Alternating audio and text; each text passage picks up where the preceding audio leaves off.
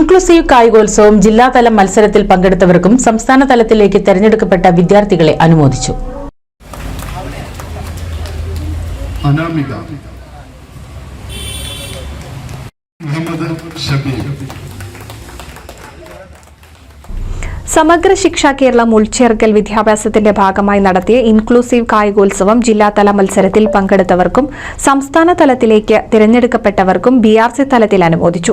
എടപ്പാൾ അംശക്കച്ചേരിയിൽ നടന്ന പരിപാടി ജില്ലാ പഞ്ചായത്ത് അംഗം അഡ്വക്കേറ്റ് PP മോഹൻദാസ് ഉദ്ഘാടനം ചെയ്തു.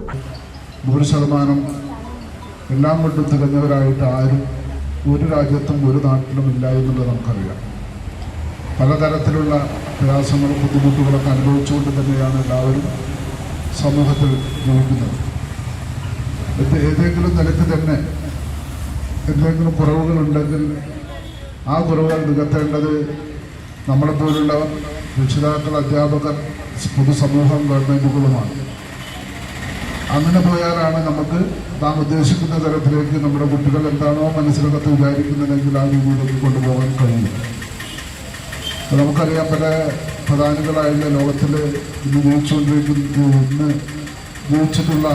വരുന്ന ആളുകളും അതുപോലെ തന്നെ മൺമറഞ്ഞു പോയ നിരവധി ആളുകളെ കുറിച്ച് അവരുടെ ചരിത്രങ്ങൾ പരിശോധിച്ചാൽ നമുക്കറിയാൻ കഴിയും.